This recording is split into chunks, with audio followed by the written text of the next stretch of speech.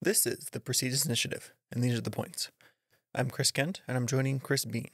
Hello, Mr. Bean. Hello, sir. Let's talk about your conversation with Jennifer K. Hill. In her words, the recovering jerk. First thoughts or takeaways from Jennifer? Yeah, loads of takeaways. I think that there's a couple things in specific that I took notes on: the transcendental meditation, and then also that heart math. What is you told me the Heart-based breathing. Heart-based breathing. Those are two things that I'm going to look into to see if I can incorporate those into my daily practice. Like I said with Jennifer, I've tried meditation in the past. Even quite recently, but I continually fall asleep during it. So trying to do something to incorporate that better into my life so that I don't fall asleep is the goal. So those are the key things that I took notes on that I'm going to look into for further investigation. Right. Most of our conversation kind of centered around the prayers, meditations, and reflections that Jennifer does in her daily life, and that she also helps other people kind of incorporate into their daily practices and their habits and the way that they kind of go throughout their day. But the interesting thing for me is hearing her talk about all these things, and the whole time knowing that she is happy and she's successful and she has a plan and she's able to adjust to change it. You know what I mean? Like, we can see the fruits of all that work that she's doing every single day and what's done for her. And so being able to learn more about that from someone who has implemented it for a very long time and to a very extensive degree, find out the things that are beneficial and has a heart to help other people do the same thing was really cool. Just to be able to see again the fruits of that work and then get the foundation, just the surface of what that is. I think, she kind of made a joke that sometimes she feels like when she talks to people, she's like someone turned on a fire hose and just being drenched with information. And, I took that as a great thing. We got to scratch the surface of all the information that she has to share, and we got to kind of take a peek into what that is. I don't think it's a bad thing that she has so much knowledge and so many resources about this kind of topic. Yeah, I think that one would say that maybe her 2-hour meditation prayer practice is a bit much, but for her doing it, she could say that that's something that is non-negotiable. She has to do that in order to be able to function the way that she wants to or needs to throughout her day. And I think that she has 182 different tools that she has at her disposal that she uses. And I think that having something like that, where you can have those tools and you put them into place when you need them to be in place, and then if the happenstance arises where you can share those things with other people, then everybody's all the better for it. Right. And, kind of her tagline or her mantra that she shared with us is caring for other people, connecting with other people, and reversing accidental adversarial relationships. And even just the way that's worded, I think, is so profound, because oftentimes I would venture to say that we don't want to be adversarial. We don't want to be the jerk, the 1 out of 3 that is the jerk in the situation. We don't want to have these negative experiences with other people, but sometimes it happens by accident because we're all dealing with complex emotions and thoughts, and our behaviors are reflections of the emotions and thoughts, and everything is so complex and inner working. But she mentioned very early on as well the golden triangle of relationship. Having a well-developed relationship with yourself, and being able to use that to affect your relationships with other people, which in turn also affects your relationship with your purpose in life. And, this is the first step in becoming or developing that golden triangle, or strengthening that golden triangle, is that awareness with yourself, which leads back to the meditation and the prayers and the reflections and the things that we talked about in our conversation. And so having that tool, or these many tools in your toolbox to connect with yourself, which is going to help you connect with other people and connect to your purpose, is huge. And as you said, it's hard to connect to other people if you don't know yourself. It's hard to know your purpose if you don't know yourself. And all those things kind of work together. And if you have that intention, like she does, to connect with other people and make it a smooth and beneficial relationship, these things are going to be helpful not only for your personal life, but also in smoothing out or working on those relationships too. Right. And I think that, and we talked about this a little bit in the show too, that we have so much stuff that's consistently bombarding us for our attention. And all of those things are taking us away from the opportunity to sit quietly and peacefully and to understand yourself, to listen to yourself. And if you can't sit quietly and peacefully with yourself, that silence, and enjoy the silence of yourself, then you don't know who you are. And if you don't know who you are, then you can't connect to other people. And you're not going to be able to find a purpose in life because you don't know who you are. And you might have connections with people, but they're not as nearly as meaningful as what they could or should be if you knew who you were first. And so in this day and age where we're in an information overload, we have dings and bonks and bings and all kinds of stuff that, we get 30 emails a day and text messages and all the app notifications, the social media, all of that is pulling your attention away, distracting you from the opportunity to know who you are. So put those things down, 5 minutes or so, put those down, sit quietly, peacefully, and listen to yourself. Know who you are so that you can better connect with other people and find your purpose in life.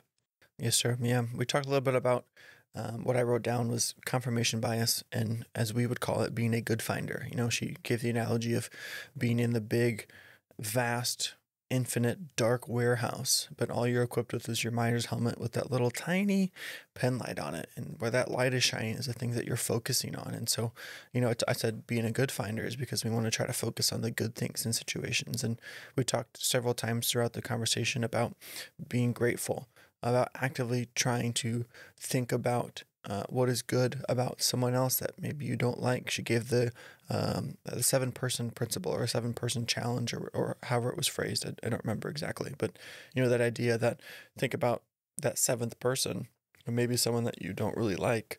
Try to focus on one thing about them that's good, and over time, keep trying to bring those things up when you're interacting with them or thinking about them, and that is bound to change your perspective on them because you're looking for that good thing. Your small light is focused and trying to find that one good thing, and that's having to do with relationships. But like you were just saying, with yourself, being able to sit with yourself and be quiet and try to filter through the billions of subconscious bytes of information that are hitting you and focus the 50 to 100 bytes of information that you are consciously looking at, that small light. Focus them on something good. Focus them on your purpose. Focus them on gratitude. Focus them on productivity, on developing yourself into a better version of who you are. And that's again things that we've talked about, but a different way of looking at it. And it was great to hear her take on that, her way of explaining that. And of course, I like the analogy because it's easy to think an analogy is going back to our conversation about with Roger Connect about visualizing things, being able to see that in our head makes it hit home a little bit more. Yeah, I think that visualization of being in that warehouse with just that small little miner's hat, something that everybody can understand, and using that analogy to help to be that person who is shining the light, but you have to pay attention to what you're shining the light on because you're going to find what you're shining the light on. So if you're looking for one thing, you're going to find that one thing. So be very careful with what you are looking for because you will likely find it. And speaking more about reflection, she gave us kind of a rundown of most of her daily practices when it comes to meditation and prayers. And, I have a big list here, but I want to focus in on kind of the end of the day right now. At the end of the day, she talks about proactively thinking about what you could have done better during the day. So she goes throughout her whole day long, does her practices in the morning, sets herself up, sets the intentions, all those things she talked about. At the end of the day, she sits down and reflects on the day. And it's kind of silly, but I was thinking in my head, have you ever seen the movie About Time? I have not. Oh well. So I'm going to ruin it now if you haven't seen it. So anyways, it's about Spoiler alert. Spoiler alert, yeah. It's about this family, and the men in the family have the ability to time travel. And so, they discover the ability. Anytime this guy makes a mistake or something doesn't go his way, he goes away, does the time travel thing, goes back and tries to fix or correct that mistake. And, his dad is dying. And as his dad is dying, he says, listen, I've had this power for a long time, and here's my secret to this power. Rather than going throughout your day encountering these roadblocks and stumbles, and then immediately trying to go back and fix them or correct them. Live your whole day, and then go back and live through your day, seeing the joy in all those things, seeing the good part about that. So you go through your day and all this bad stuff happens to you and you're in a bad mood. Well, go back throughout the day and then live through that and try to find the joy. Try to be grateful for these roadblocks and experiences and all the troubles that happen in everyday life. And he does that a few times at the end of the movie. Basically, I say all this to say he is in the future and he says, "Well, I don't time travel anymore. What I do is I just live the day as if I've already gone back, and I try to appreciate everything as it is and be grateful for things that are happening." And so it reminded me of that when she's talking about going back and reflecting and all, what could I have done better? Not that you shouldn't do that, but I would say after a certain point, taking it a step further. And as you're living throughout the day, rather than having to live through all of it and then go back, approach it that way. Of course, things aren't going to go the way you want them to all the time. Things are still going to happen. Things are still going to be, not exactly what you want. But if you have that mindset going through it, I think it's going to put you in a better position. If that makes sense. Hopefully you can follow what I was kind of thinking with that. But on top of those reflections and proactively thinking about what you could do better, she talked about especially reflecting on the things that you are proud of yourself for. If something happens, take some time to recognize, hey, I handled this well, or I did a good job here, and be a cheerleader for yourself. Reflect on the things that you're proud of and internalize that, or accept that as something that you did and something that you're capable of. And of course, as we already mentioned, in that reflection at the end of the day, focusing on things that you are grateful for. And a part of that too was, she didn't say it this way, but I paraphrased it and wrote it down as assuming the best in other people. Try not to go out throughout the day just thinking that everyone's trying to make your day awful and put you down and cause you to stumble. But assume the best in other people. Assume the best in yourself too. Assume that everyone is living each day trying to be the best version of themselves that they can. And again, it's about your perspective, your mind, your mindset going throughout each and every day. Yeah, I think that the biggest changes for people happen often by shifting their perspective. That perspective shift is so impactful, so important. And you talked about, the movie where you can travel back in time, being able to go through your day, not necessarily seeing all the things that happen as negative things, but seeing what positive things can come out of those. And sometimes seeing the positive out of a negative situation is a challenge. It's a very difficult exercise. But if you can do that, then your whole frame of thinking is different. Your whole mindset is different because you shift perspectives from a negative type of person to a positive type of person. The positive type of person, they're going to see positivity everywhere they look. You might think that they might make them more lucky because good things happen to them. Good things don't necessarily happen to them over what happens to you, but because they're more aware of those things, they're going to be more apt to seek them out because there's something cool happening over here. Let's go check this out. And as opposed to dwelling on whatever negative thing that's happening, they're able to move on. They look up. They look up from the wreckage, the crash, or whatever happened. They look up and see, oh, hey, look at this. Let's go check this thing out. And they move past the negative things, whatever negative things happen, to see the positive things. And just that perspective shift from a negative to a positive does wonders. And if you can add in gratitude to that, it just kind of doubles down on that positivity because then you're happy that those things are happening to you. You see a purpose for those things that are happening to you, and then you're thankful that those are happening to you. And the more thankful you are, the more positive things you're going to see. The more positive things you see, the more thankful. It's a cycle. It's going to continue to go down. So shifting your perspective to a positive and grateful mindset does wonders for you.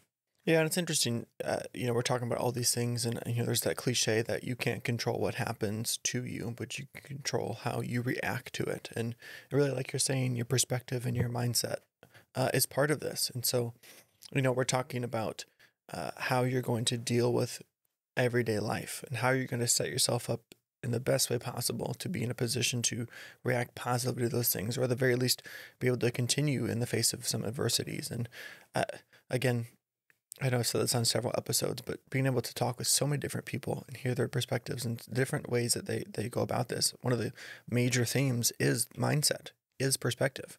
And, talking about the reflections and the prayers and the meditations, it's ultimately setting up your mindset and helping you to center yourself with who you are and what you believe and what things that are important to you, and being able to realign your perspective into what you want it to be. And, we talked about, she does this for 2 hours a day, very extensive, very intense routine for some of these things that most people don't make the time for, or as we say, we don't have the time for.